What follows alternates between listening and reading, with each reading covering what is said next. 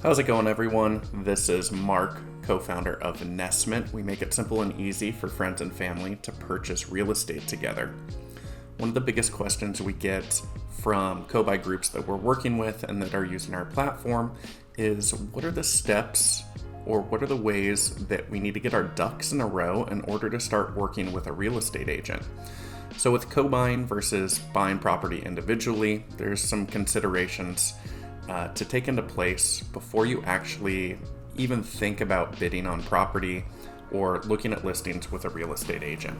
So I'm going to go over some of those today. These are things that we do with our cobuy groups to make sure that they're in a good place to actually work with a real estate agent, and so they don't get disappointed when they realize they have even extra work to do during the escrow period if their offer does get accepted. So this is a template of a roadmap that we use for our cobuy groups. It contains sections like plan and collaborate, legal, financing, bidding and closing. So we're going to forget about bidding and closing for this video and look at the things that your cobuy group needs to do, or we strongly recommend your cobuy group does before working with an agent.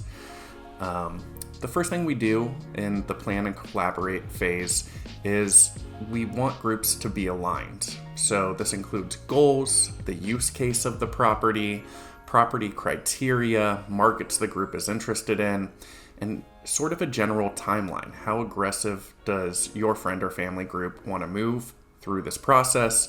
Do you want to close on something in 3 months, 6 months, 12 months, or is this an even further out idea that you guys are just exploring? Maybe it's 18 months or 2 years.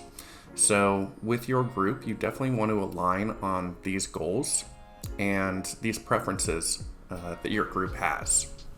After your group goes through the planning and collaborating phase, you guys are aligned and on the same page in terms of what you want, in terms of a property and your goals with it. You'll want to move on to legal action items. So these are critical for co-buying, and this is the biggest difference between co-buying with friends and family versus buying property on your own.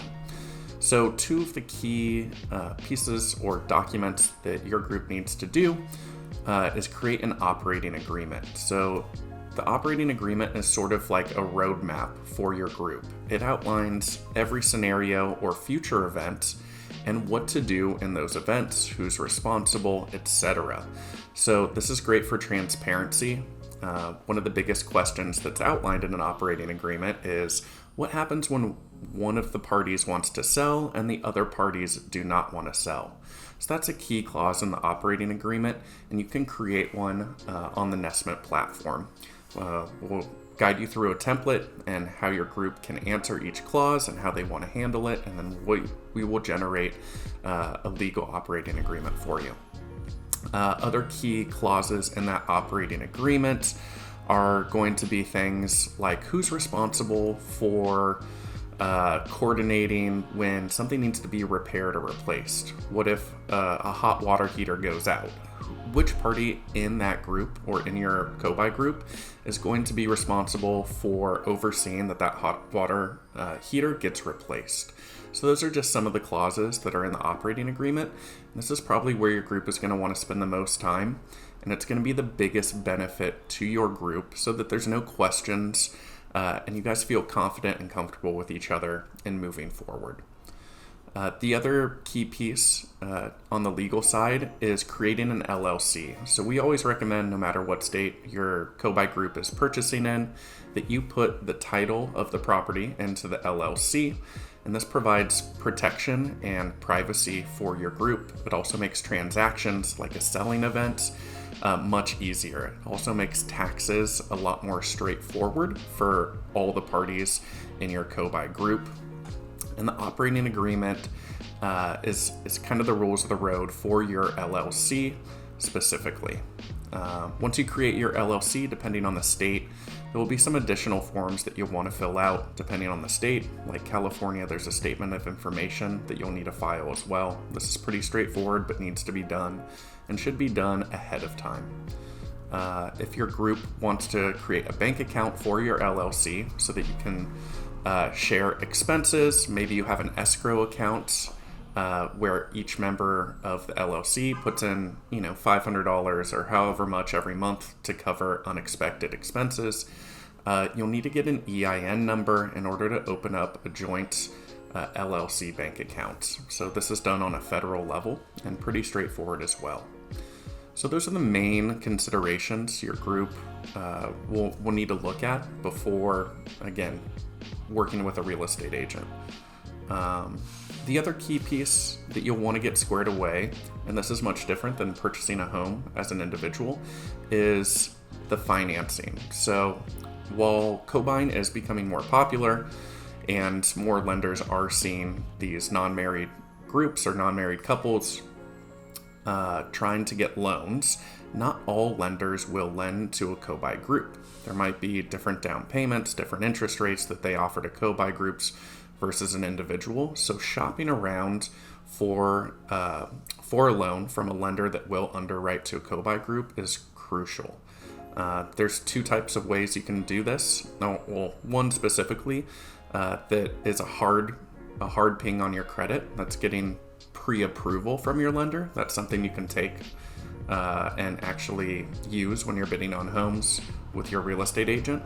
And then there's pre-qualification. So this does not affect your credit at all, and this is kind of a general estimate of what your group can afford with your aggregated financial information. So pre-qualification, main thing to remember is that does not affect your credit, and it's kind of a generalized number to give you a ballpark of what you guys can afford. Pre-approval does affect your credit, and this is a more formal doc that you can actually use with an agent when you're putting bids in on a home to get that offer accepted.